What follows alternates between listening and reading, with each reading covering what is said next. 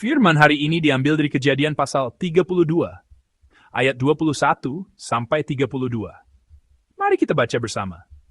Jadi persembahan itu diantarkan lebih dahulu, tetapi ia sendiri bermalam pada malam itu di tempat perkemahannya. Pada malam itu, Yakub bangun, dan ia membawa kedua istrinya, kedua budaknya perempuan, dan ke-11 anaknya, dan menyeberang di tempat penyeberangan sungai Yabok. Sesudah ia menyeberangkan mereka, ia menyeberangkan juga segala miliknya. Lalu tinggallah Yakub seorang diri, dan seorang laki-laki bergulat dengan dia sampai fajar menyingsing. Ketika orang itu melihat bahwa ia tidak dapat mengalahkannya, ia memukul sendi pangkal paha Yakub, sehingga sendi pangkal paha itu terpelecok ketika ia bergulat dengan orang itu. Lalu kata orang itu, "Biarkanlah aku pergi, karena fajar telah menyingsing." Sahut Yakub, "Aku tidak akan membiarkan engkau pergi, jika engkau tidak memberkati aku." Bertanyalah orang itu kepadanya, "Siapakah namamu?" Sahutnya, "Yakub." Lalu kata orang itu, "Namamu tidak akan disebutkan lagi Yakub, tetapi Israel, sebab engkau telah bergumul melawan Allah dan manusia dan engkau menang."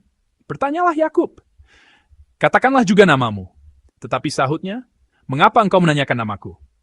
Lalu diberkatinyalah Yakub di situ. Yakub menamai tempat itu Peniel, sebab katanya, "Aku telah melihat Allah berhadapan muka, tetapi nyawaku tertolong." Lalu tampaklah kepadanya matahari terbit ketika ia telah melewati Peniel. Dan Yakub pincang karena pangkal pahanya. Itulah sebabnya sampai sekarang orang Israel tidak memakan daging yang menutupi sendi pangkal paha, karena dia telah memukul sendi pangkal paha Yakub pada otot pangkal pahanya. Amin. Siapakah namamu adalah judul firman Tuhan yang akan kita renungkan bersama pada pagi ini. Yakub sedang dalam perjalanan pulang ke kampung halamannya. Perjalanan ini bukanlah perjalanan yang penuh dengan harapan bagi Yakub. Sebaliknya, ini adalah sebuah perjalanan yang penuh dengan kekhawatiran, sebab di tujuan perjalanannya Esau, saudara kembarnya, sedang menantinya. Esau adalah alasan penyebab utama mengapa Yakub harus melarikan diri dari kampung halamannya. Sekarang, untuk kembali ke sana, orang yang harus dihadapinya adalah Esau, saudaranya sendiri. Dalam perikop kita hari ini, Yakub sedang melewati malam terakhir sebelum bertemu dengan Esau. Yakub telah mengirimkan persembahan terlebih dahulu untuk melunakkan hati saudaranya. Ia bahkan telah mengirimkan kedua istrinya, kedua hamba perempuannya, ke-11 anak laki-lakinya, dan seluruh hartanya menyeberangi sungai lebih dulu. Tampaknya, ia memiliki rencana untuk melarikan diri sendirian jika terjadi sesuatu yang tidak diinginkan. Inatapbop Yakub tiru seperti saja musungnya ya bobok, meliwululam yumis pemusung-musyihin. Inti dari perikop hari ini adalah nama. Allah bertanya kepada Yakub, "Siapakah namamu?" Dan Yakub menyebutkan namanya. Setelah mendengar nama itu, Allah mengubah nama Yakub menjadi nama yang baru, yaitu Israel. Kemudian, Yakub bertanya siapa nama Allah. Namun Allah tidak memberitahukan namanya, ia hanya memberkatinya. Yakub menamai tempat itu Peniel, yang berarti wajah Allah. Karena pada malam itu ia telah berhadapan muka dengan Allah. Perjumpaan ini mengubah hidup Yakub sepenuhnya. Ketika fajar menyingsing, ia harus bertemu dengan saudaranya Esau. Ia adalah Yakub yang gemetar ketakutan karena tidak tahu apa yang akan terjadi saat bertemu dengannya. Singkatnya, hidup Yakub adalah kehidupan yang selalu lari dari konfrontasi. Ia melarikan diri dari hadapan saudaranya ke tempat Laban, pamannya. Kemudian ketika air muka Laban berubah, ia melarikan diri dari rumah pamannya tanpa pamit. Demikianlah, hidup Yakub adalah hidup yang tidak mampu berhadapan muka dan selalu memalingkan wajah. Kepada Yakub yang selalu menghindar setiap kali ada masalah, Allah memegangnya agar ia tidak lagi dapat lari. Allah memilih metode bergumul sebagai cara untuk berhadapan dengan Yakub. Tidak ada yang lebih baik dari bergumul untuk berhadapan muka. Gulat tradisional Korea adalah olahraga di mana para pegulat saling beradu bahu. Jika kita melihat sumo Jepang atau gulat barat, pertandingannya selalu dilakukan dengan saling berhadapan satu lawan satu. Bagi Yakub yang tidak mampu berhadapan muka, sebuah situasi diciptakan di mana ia tidak punya pilihan selain menghadapinya. Melalui perjumpaan itu, Yakub melakukan tindakan yang sama sekali berbeda dari cara hidupnya selama ini.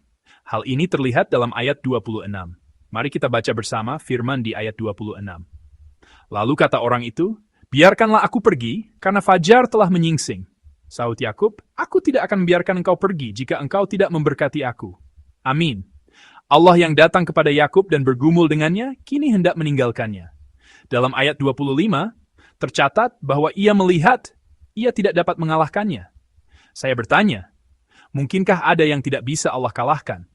Sebaliknya, Allah seringkali tampak mengalah demi menjumpai manusia. Di atas kayu salib pun, Allah seolah-olah kalah. Jika kita melihat kisah-kisah para nabi yang dianiaya atau jemaat gereja mula-mula yang menjadi martir, alih-alih membalikkan keadaan dengan kuasanya dan membuat orang-orang gemetar ketakutan, Allah lebih sering tampak mengalah dan menanti umatnya. Dalam Alkitab, Allah seringkali muncul dengan gambaran seperti ini. Namun, melalui sikap mengalah itulah, Dia telah mengubah banyak pribadi. Dan itulah sejarah Injil yang sampai kepada kita. Sepanjang malam, Allah bergumul dengan Yakub dan ia membiarkan Yakub bertahan. Jika saja Allah berniat untuk menang, itu bahkan tidak akan menjadi sebuah pertarungan. Allah menunggu Yakub sampai orang itu merasakan sesuatu, sampai ia mendengar suara yang bergema dari dalam hatinya. Namun, ketika tidak ada perubahan, dia pun berniat untuk pergi. Biarkanlah aku pergi. Baru setelah mendengar kata-kata inilah, Yakub tersadar. Barulah Yakub berkata, "Aku tidak akan membiarkan engkau pergi, jika engkau tidak memberkati aku." Ucapan ini menunjukkan sebuah sikap yang sama sekali berbeda dari cara hidup Yakub selama ini. Selama ini, Yakub selalu menjadi pihak yang melarikan diri. Ia yang pertama meninggalkan kampung halamannya. Ia yang pertama meninggalkan rumah pamannya. Namun sekarang, Yakub sedang memegang pribadi yang hendak pergi. Ia tidak melepaskannya, dan terus memohon, "Aku tidak akan melepaskanmu jika engkau tidak memberkatiku." Dan namanya pun berubah. Ketika ia memilih untuk berhadapan dan menghadapi kenyataan, bukan lagi memalingkan muka dan menghindar seperti cara hidupnya yang lama, barulah nama Yakub diubah. Allah bertanya kepada Yakub siapa namanya, dan Yakub menyebutkan namanya. Betapa ia tidak ingin menyebutkan nama itu, sebab seumur hidupnya Yakub ingin hidup sebagai Esau, bukan sebagai Yakub. Dulu, ketika ayahnya Ishak hendak memberkatinya, ia bertanya, "Siapakah engkau? Dan benarkah engkau ini anakku Esau?" Saat itu, Yakub menipu dengan mengaku sebagai Esau. Karena inilah, seluruh hidup Yakub menjadi bermasalah. Seluruh hidupnya menjadi kacau balau. Keinginan untuk menjadi Esau, keinginan untuk menjadi anak sulung, keinginan untuk tidak hidup sebagai Yakub, karena keinginan itulah hidupnya menjadi begitu berantakan. Sekarang, Yakub dengan berani memperkenalkan dirinya sebagai Yakub. Bukan sebagai Esau, melainkan sebagai Yakub. Mungkin karena di tengah pergumulan yang begitu sulit malam itu, ia menyadari bahwa di hadapan pribadi ini tidak apa-apa menjadi Yakub, tidak harus menjadi Esau. Sepanjang hidupnya ia telah berusaha keras untuk menjadi Esau, tetapi pada malam itu ia menyadari bahwa hidupnya cukup berharga meskipun ia tidak menjadi Esau. Barulah setelah itu ia mendapatkan nama baru yang penuh berkat, yaitu Israel. Mari kita baca bersama firman di ayat 28.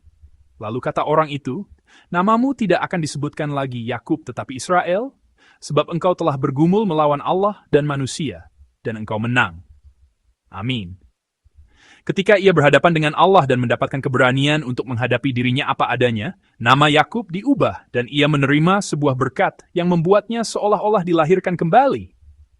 Ketika kita berhadapan dengan Allah, kita harus berani untuk lead mati. Karena Allah mengasihi kita apa adanya, Dia telah, sedang, dan akan senantiasa mengasihi kita. Dialah yang menerima kita apa adanya. Itulah Allah kita. Dan ketika kita berhadapan dengan Allah, kita mendapatkan keberanian untuk menghadapi situasi kita apa adanya. Langkah Yakub saat menyeberangi sungai Yabok adalah langkah yang pincang. Namun, langkah yang pincang itu adalah langkah di mana keraguan dan kebimbangan hari sebelumnya telah lenyap. Situasinya tetap sama. Pagi itu, Yakub harus pergi menemui Esau. Arahnya tidak berubah, situasinya pun tidak berubah. Tetapi langkah kakinya telah berubah. Meskipun kini ia pincang, tidak seperti sehari sebelumnya, Yakub menghadapi takdirnya dengan langkah yang jauh lebih percaya diri. Perubahan seperti ini hanya didapat dengan berhadapan muka dengan Allah, dengan berjumpa dengan Allah. Ketika nyawanya terselamatkan di hadapan Yang Maha Kuasa, berdiri di hadapan manusia seperti Esau, tidak lagi dianggapnya sebagai masalah besar. Ia menunjukkan pribadi yang telah diubahkan. Saudara-saudari yang terkasih, jangan menghindar, tetapi hadapilah. Pertama-tama berhadap-hadapanlah dengan Allah. Allah sedang memanggil kita saat ini. Terkadang ada di antara kita yang memalingkan muka dan menghindari panggilan Allah ini. Namun, kita tidak bisa terus-menerus lari darinya. Saya mendoakan saudara sekalian dalam nama Tuhan, agar kita menghadapi panggilannya untuk gereja, untuk berbagai pelayanan, dan untuk kerajaannya, serta berhadapan dengan Tuhan di dalam firman dan doa. Kita juga harus menghadapi masalah-masalah yang sedang kita alami. Menyadari dan mengakui adanya masalah adalah langkah pertama untuk menyelesaikannya. Kita harus menghadapi masalah agar dapat mengatasinya. Terakhir, kita harus menghadapi diri kita sendiri. Yakub adalah orang yang ingin menjadi Esau. Yakub adalah orang yang berpikir bahwa ia harus menjadi anak sulung. Namun, pada malam itu, Allah membuatnya menyadari bahwa tidak apa-apa jika tidak menjadi Esau. Bahwa menjadi Yakub saja sudah cukup berharga. Allah membuatnya memahami makna keberadaannya. Sisi-sisi lemah dalam diri kita, hal-hal yang selama ini kita sembunyikan dan abaikan. Tuhan tidak hanya sudah mengetahui semuanya, tetapi Dia adalah pribadi yang menerima kita apa adanya. Ingatlah fakta bahwa hidup kita menjadi hidup yang diberkati, bukan karena kita berhasil menjadi orang lain, tetapi karena kita telah bertemu dengan Allah. Pagi ini, kiranya dengan berhadapan dengan Allah, kita mendapatkan keberanian untuk menghadapi diri sendiri dan masalah-masalah kita. Kiranya dengan keteguhan hati yang kita nikmati melalui perjumpaan dengan Allah, kita menjadikan hari ini hari kemenangan di dalam Dia. Saya memberkati saudara sekalian dalam nama Tuhan.